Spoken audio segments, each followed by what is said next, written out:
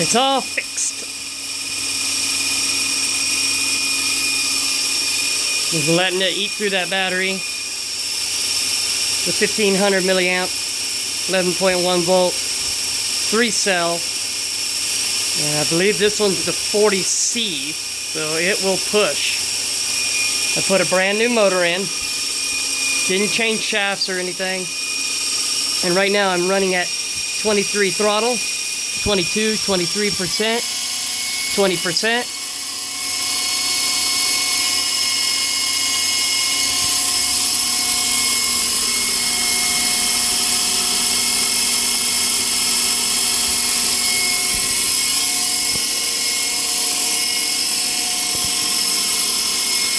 I'm doing this on the bed so any and all the vibrations won't really affect internally.